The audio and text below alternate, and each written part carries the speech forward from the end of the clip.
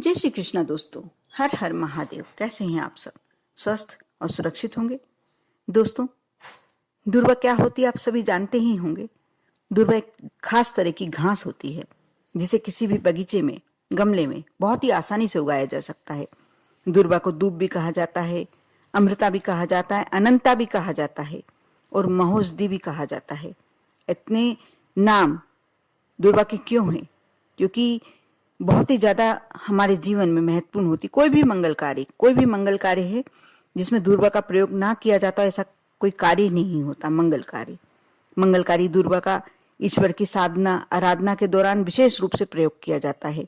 विवाह के समय भी इस मंगलकारी दूर्वा के माध्यम से तेल की रस्म पूरी की जाती है। जो सबसे शुरुआत की रस्म मानी जाती है वही दूर्वा के माध्यम से की जाती है।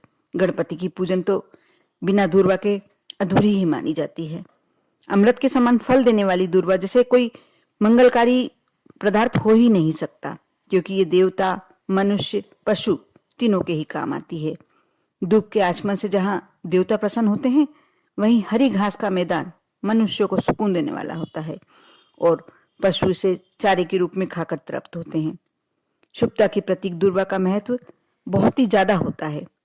यदि हम अपने जीवन में खुशहाली, जैसे बोलते ना कि हरा रंग खुशहाली का प्रतीक होता है, वैसे ही दूर्वा हमारे जीवन में शुभता और खुशहाली लेकर आती है। आप दूर्वा की खासियत यह है कि यह पैरों से दबाए जाने पर और रगड़ खाने के बाद भी और सभी विपरीत परिस्थितियों में, कितनी भी विपरीत परिस्थितियां ऐसे मिले, हरी भरी ही रहती है। इसके पीछे की मान्यता ऐसी है कि समुद्र मंथन में जब देवता अमृत कलश को राक्षसों बचाकर ले आ रहे थे, उनमें से कुछ बूंदे पृथ्वी पर उगी हुई दूर्वा यानी घास पर गिर गई और यही कारण है कि नष्ट करने के बाद भी वह पुनर्जीवित हो जाती है। आप दूर्वा के कुछ उपाय कर अपने जीवन को बहुत ही ज्यादा महत्वपूर्ण बना सकते हैं, बहुत ही ज्यादा कष्टों से रहित बना सकते हैं। और माँ लक्ष्मी की कृपा पाना है तो आपको दूर्वा के कुछ उपाय तो अवश्य करना ही चाहिए, क्योंकि पंचदेवों में से प्रथम पूजनीय गणपति की साधना में दूर्वा का विशेष प्रयोग किया जाता है।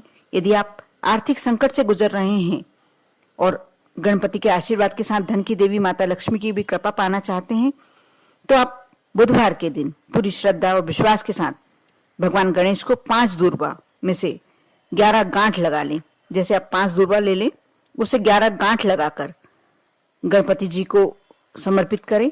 साथ ही श्री गणेशाय नमः दूर्वा कुरान समर्पयामि ये मंत्र पढ़ें। आप देखना आपके जीवन के जो आर्थिक संकट हैं धीरे धीरे करके दूर होने लगेंगे। साथ ही आप चाहते हैं कि आपको मान सम्मान मिले, आपके मान सम्मान में आपको कोई कमी होती दिखाई देती है या कोई बहुत बड़ी मनोकामना है जो बहुत समय से अटकी हुई है, तो आप दूर्वा को गाय के दूध में पीस लें और उसका लेप बना लें और उसका तिलक लगाकर आप किसी भी कार्य के लिए निकलेंगे, वह कार्य सफल होगा।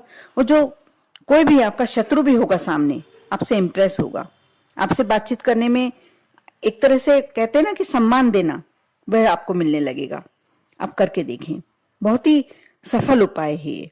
बुधवार के दिन यदि गाय को आप हरी घास खिलाते हैं तो घर की कलह दूर होती है। ये भी एक दूर्वा का ही प्रकार होता है, हरी घास।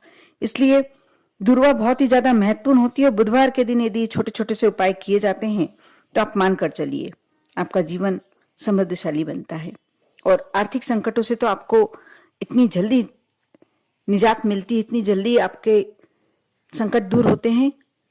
आपको हर तरह के कष्ट, संकट, कहीं ना कहीं से जो परेशानियां आ रही हैं धीरे धीरे करके दूर हो जाती है। करके देखें, आप कभी भी कर सकते हैं, इसका कोई समय की पाबंदी नहीं है।